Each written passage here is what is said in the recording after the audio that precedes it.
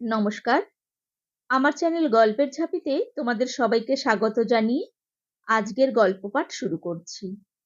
আজ তোমাদের পড়ে শোনাবো শীর্ষেন্দু মুখোপাধ্যায়ের লেখা ছোট গল্প কথা। গল্পটি যদি তোমাদের ভালো লেগে থাকে তাহলে বন্ধুদের সঙ্গে শেয়ার করো, আর আমার চ্যানেলটি এখনো সাবস্ক্রাইব করা না হয়ে থাকলে চটপট সাবস্ক্রাইব করে নাও, যাতে আমি পরবর্তীতে যে গল্পই পোস্ট করি সবার আগে পৌঁছে যায় তোমার ফোনে। তাহলে তোমরা শুনতে থাকো আজকের ছোট গল্প কথা। তোমাকে আমার অনেক কথা বলার আছে টুপু। এ কথা প্রায়ই টুপুকে বলার জন্য যায় কুশল। বলা হয় না, কি করে হবে, টুপু যে বড্ড ব্যস্ত। কুশল কলকাতা এসেছে 4 বছর। একটা বেসরকারি ইঞ্জিনিয়ারিং শেখানোর স্কুল থেকে সে লেদ মেশিনের কাজ শিখেছিল। তার বেশি আর কি করার ছিল তার। গায়ে তার বাবা মারা গেছে, কিন্তু চাষবাসের জমি আর অল্প স্বল্প কিছু জীবন বীমার টাকা সে পেয়েছিল। তাও ভাগিদার অনেক। বিধবা মা আছে, এক দাদা আর এক ভাই আছে, ছোট একটা বোনও। দাদা চাষবাস দেখে, সেই থেকেই সংসার চলে। কুশল কলকাতা এসেছিল ভাগ্যের অন্বেষণে। তেমন কিছু হয়নি তার, তবে মাথাটা পরিষ্কার বলে সে মেশিনের কাজ খুব তাড়াতাড়ি শিখে নেয়। কিন্তু কাজ পাবে কোথায়?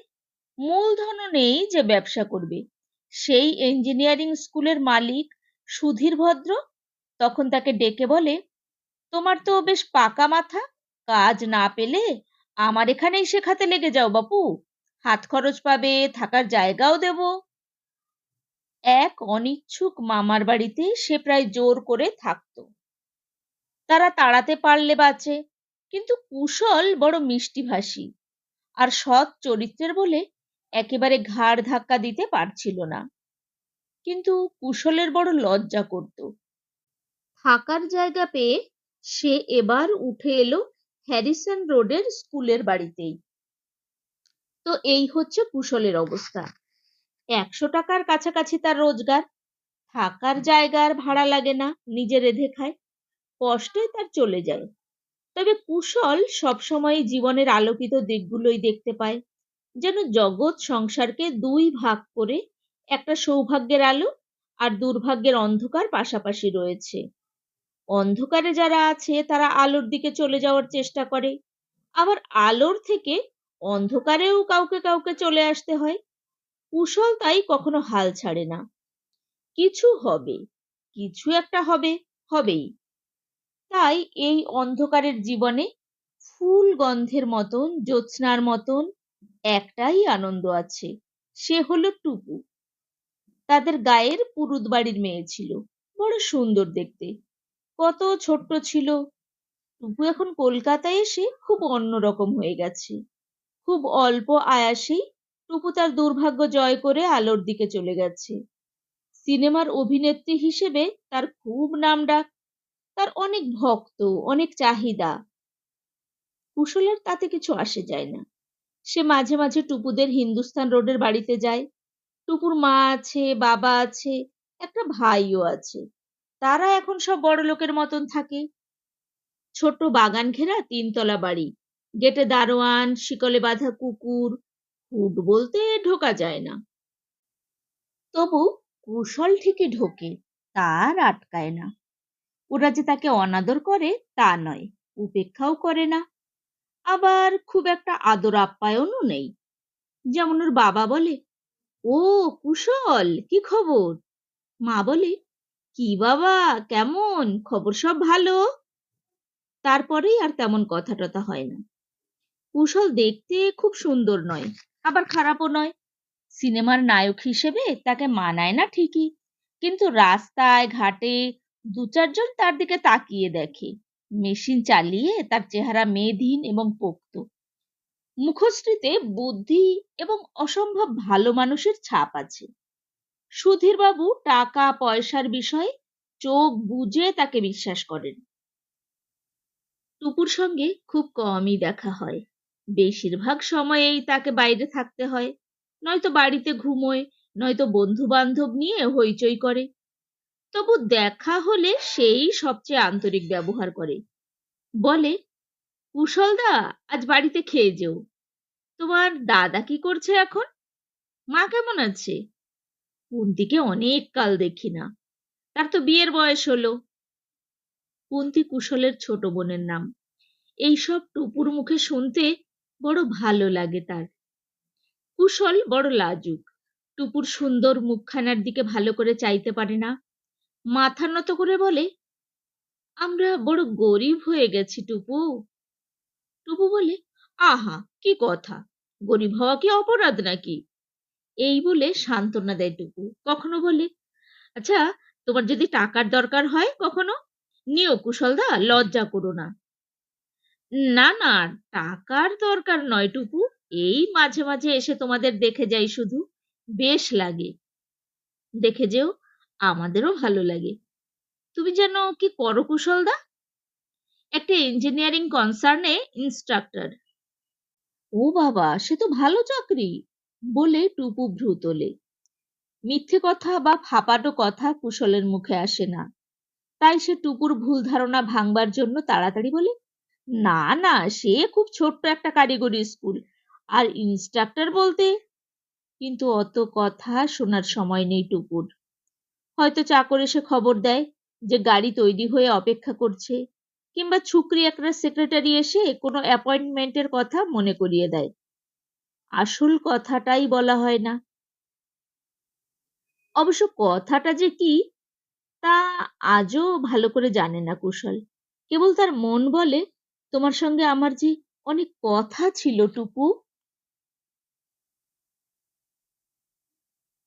1 বছর আর তেমন অবসর পেল না কুশল। সুধীর বাবুর স্কুল থেকে একটা পুরনো মেশিন কিস্তিবন্দিতে কিনে নিয়েছিল সে। হাওড়ায় একটা ছোট্ট ঘর ভাড়া করে ব্যবসা শুরু করেছিল। লাভালাভের দিকে তাকায়নি। ভূতের মতন খেটে সে সুধীর বাবুর টাকা শোধ করে দিল সময়ের আগেই। আরো একটা মেশিন কিনলো, আরো একটা। ব্যবসা শুরু করলে বহু মানুষের সঙ্গে যোগাযোগ হয়ে যায়। সেই রকম এক যোগাযোগে সে এক কালোয়ারের সঙ্গে বন্ধুত্ব করে। কিছু টাকা লাগায় তার লোহার কারবারে। বেশ কিছু লাভ পেয়ে যায়। 1 বছরের মধ্যে তার গা থেকে হা ঘরের ভাবটা ঝরে গেল। টুপুর বাড়িতে একদিন মিষ্টি টিষ্টি নিয়ে দেখা করতে গেল। টুপুর বাবা ইতিমধ্যে মারা গেছেন। তার মা খুব বিষণ্ণ মুখে একটু খবর নিলেন। বললেন, বাবা, আর তো দেখি খোঁজ নাও না।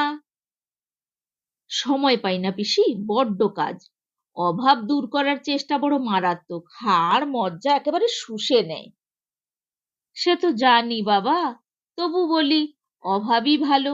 প্রাচুর্য মানুষকে বড় অমানুষ করে দেয়। কথাটার মধ্যে একটা প্রচ্ছন্ন ইঙ্গিত ছিল, কিন্তু পরিষ্কার বুঝলো না কুশল। সুখে থেকো, সৎ থেকো, এই বলেন টুপুর মা। টুপুর সঙ্গে দেখা হলো না, সে ঘুমোচ্ছে, ভীষণ ক্লান্ত। সেই কথাটা আজও টুপুকে বলা হয়নি। কি কথা তা অবশ্য সে নিজেও জানে না। হয়তো সে বলতে চায়, তুমি খুব সুন্দর টুপু, কিংবা আমি তোমাকে ভালোবাসি টুপু। বলেই বা কি হবে, এসব তো কত লোকেই টুপুকে বলে, তবু বলতে ইচ্ছে করে কুশলের। লোহার ব্যবসা খুব ভালো লাগছিল না তার। একেই অংশীদারি তার পছন্দ নয়, তার উপর আয় এক জায়গায় উঠে আটকে যায়। তাই সে মূলধন তুলে নিয়ে লিলুয়ায় নিজের মতো ছোট্ট ঢালাইয়ের কাজ শুরু করলো। লোহার বড় টানাটানি বাজারে, মাল দিয়ে কুলিয়ে উঠতে পারে না, টাকাও আসে, তবু ঠিক খুশি হতে পারে না সে। একটা কাটিং মেশিন নিলামে কিনলো। 5 রকম ব্যবসার কাজে টাকা ঢালতে লাগলো। বড় ভাই চাষবাস নিয়ে রইলো বটে, কিন্তু ছোট ভাইটাকে আনিয়ে নেয় কুশল। দুই ভাইয়ে মিলে সাংঘাতিক খাটে। টুপুর বাড়িতে যেতে সেদিন দেখা হয়ে গেল। আরে কুশল দা, কেমন আছো? তোমাকে খুব অন্যরকম দেখাচ্ছে। না না, দাড়ি কামিয়েছি তো তাই। তার চেয়ে বেশি কিছু, বলে টুপু হাসে। তোমার উন্নতি হচ্ছে বোধহয়, চেহারায় ছাপ পড়েছে। কুশল বলে, তোমার চেহারা খুব একটু খারাপ দেখছি টুপু। কি হয়েছে? কি হবে, বড্ড ডায়েটিং করতে হয়, খাটুনিও তো খুব। আজকাল তোমার ছবি বড় একটা দেখি না তো। হচ্ছে, অনেক হচ্ছে। এই বলে টুপু খুব অস্থিরতা আর চঞ্চলতার সঙ্গে একটা সিগারেট ধরায়। ভীষণ অবাক হয় কুশল, চেয়ে থাকে। কিছু মনে করো না কুশলদা, নার্ভের জন্য খাই। আমার নার্ভ বড্ড সেনসিটিভ, ধোঁয়ায় একটু শান্ত থাকে। বেশি খেও না, দমের ক্ষতি হয়। খুব ভালো আর শান্ত গলায় কুশল বলে। বেশি না, মাঝে মাঝে খাই, নেশা টেশা নেই। আসলে নেশাই, কুশল সেটা টের পায়। টুকুর মা দেখা হতে অনেকক্ষণ অন্য কথা বলে তারপর বলেন, বাবা, পেটের মেয়ে, পণ্ডিত বংশের সন্তান, বলতে নেই টুকু আজকাল মদও খায়, ভীষণ মাতলামি করে। কাউকে বলো না। অনেকক্ষণ ভেবে চিনতে কুশল বলে, পিসি, খায় তো খাক, তুমি বেশি ঝগড়া টগড়া করো না এ নিয়ে। ওর কাজের স্ট্রেন তো তৈরি হয়, তাই খায়। ওকে রেস্টোরেটিভ বলে, মদ খাওয়া নয়। তুমি বাবা সবকিছুর ভালো দেখো, আমি দেখি না। ছেলেটাও সিনেমার লাইনে ঢুকবে ঢুকবে করছে, বারণ করি শোনে না।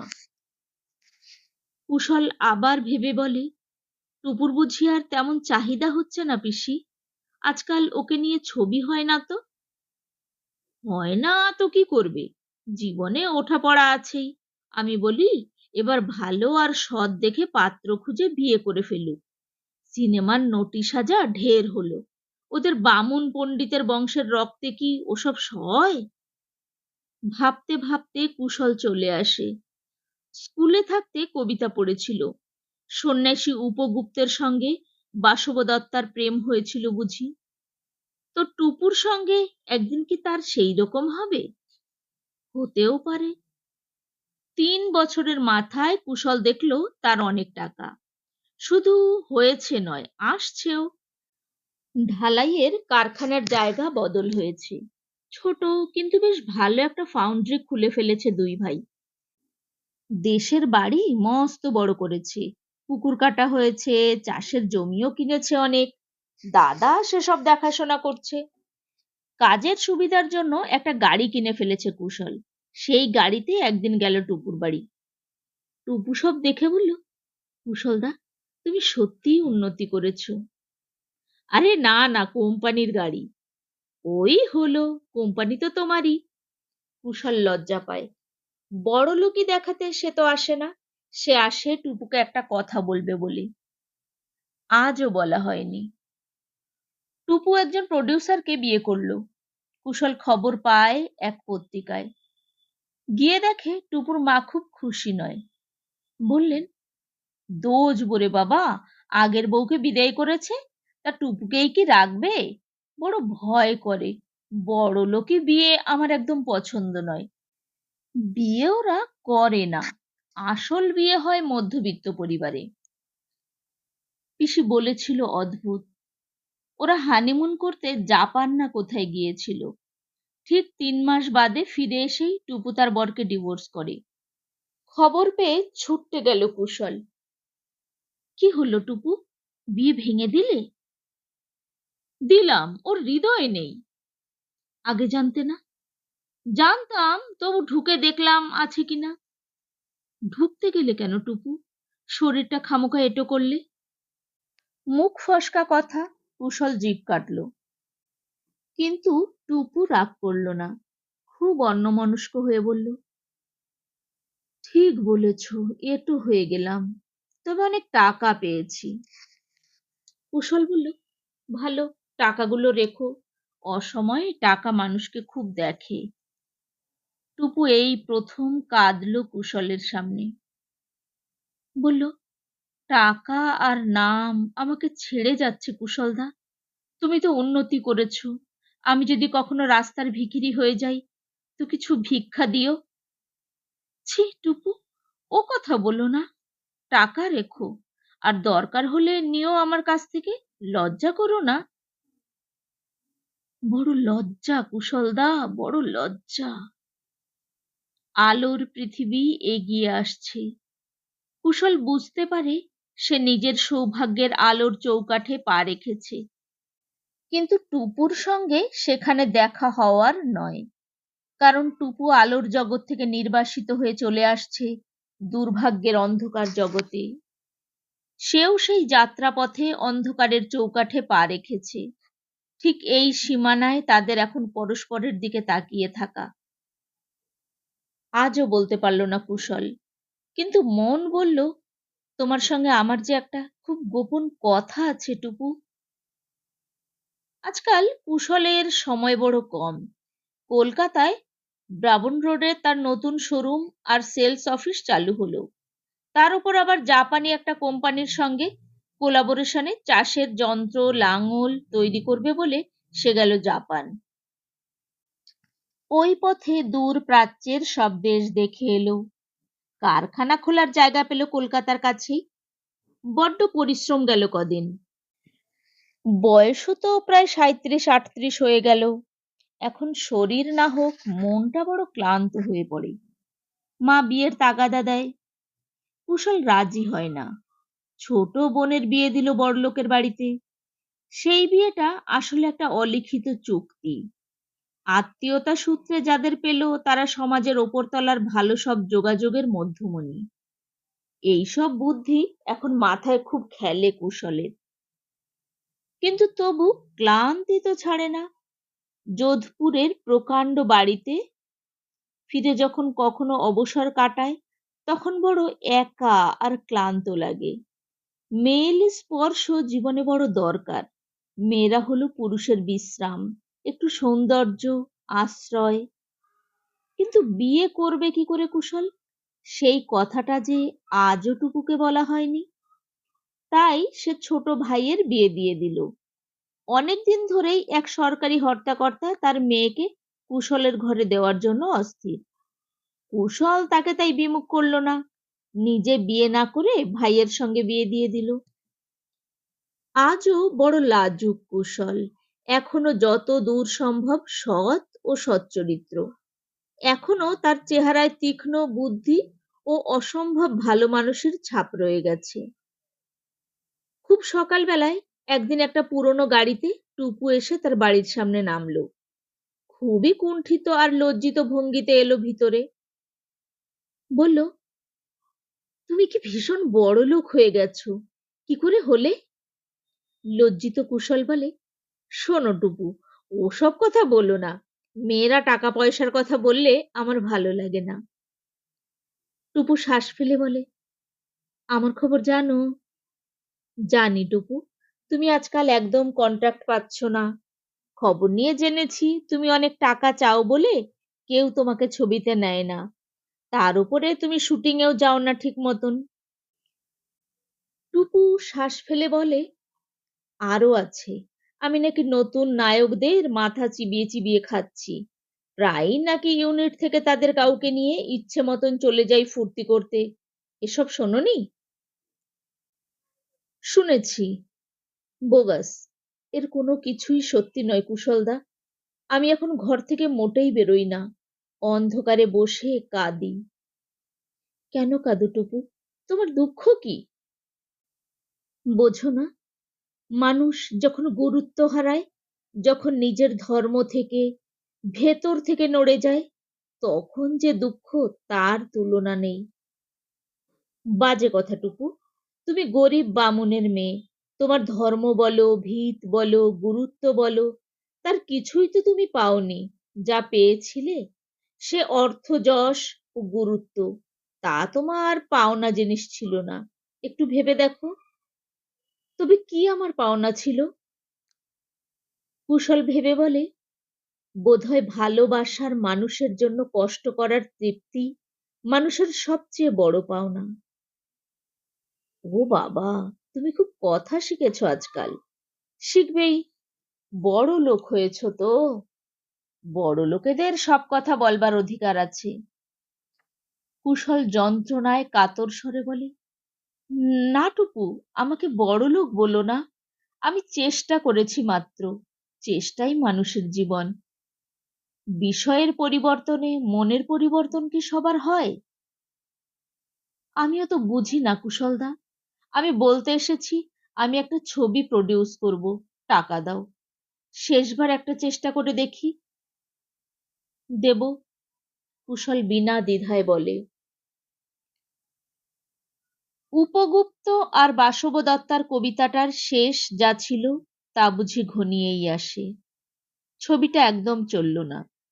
কুশল জানতো, তাই টাকাটাকে খরচের খাতায় ধরে রেখেছিল। প্রেস শোতে তার পাশেই বসেছিল টুপু। বলল, চলবে না, না গো কুশলদা।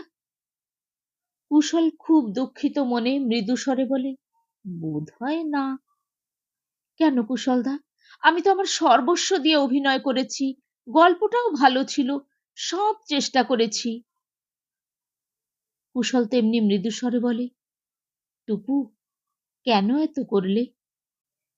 এর চেয়ে অনেক কম কষ্টে সুখী হওয়া যেত জীবনে। বাড়ি বিক্রি করে দিয়ে টুপু একটা অ্যাপার্টমেন্টে থাকে এখন, একা একা। মা আর ভাই আলাদা থাকে, তাদের সঙ্গে বনিবনা হয় না টুপুর। তার সেই অ্যাপার্টমেন্টে বিরাট পার্টি দিয়েছে টুপু তার জন্মদিনে। কুশলকেও নিমন্ত্রণ করেছে।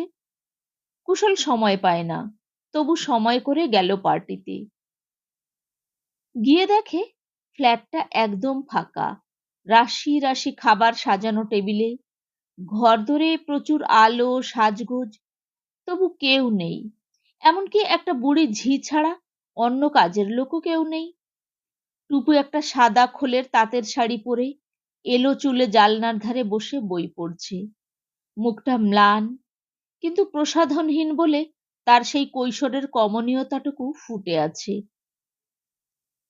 কুশল অবাক হয়ে বলে, কি হলো, লোকজন সব কই? টুপু বই বন্ধ করে হেসে উঠে আসে, বলে, লোকজন? তারা আবার কারা? কাউকে বলিনি তো, শুধু তোমাকে। তাহলে এত আয়োজন দেখছি কেন? টুপু অনেকক্ষণ চেয়ে থাকে কুশলের মুখের দিকে। তারপর খুব গভীর একটা শ্বাস ফেলে বলে, শোনো, আমি জীবনে দেদার পার্টি দিয়েছি। পার্টির শেষে যখন সবাই চলে যায়, তখন এঁটো বাসন, শূন্য মদের বোতল, ভাঙা কাঁচ, দলিত ফল সব পড়ে থাকে। ঘরটা বীভৎস লাগে, মনে হয় পরিত্যক্ত, ভুতুড়ে। তাই আজ কাউকে বলিনি। আমাকে যে বললে? তুমি? ওহ, তোমার কথা আলাদা। আজ আমরা দুজনে পার্টি করব, আর আমাদের চারিদিকে শূন্য চেয়ার, ফাঁকা ঘর আর নির্জনতা থাকবে। কুশলদা, তোমার একার জন্যই আজ 50 জনের আয়োজন। তুমি সব এঁটো করে নষ্ট করে যাও, আমি দেখি। পাগল, কুশল বলে।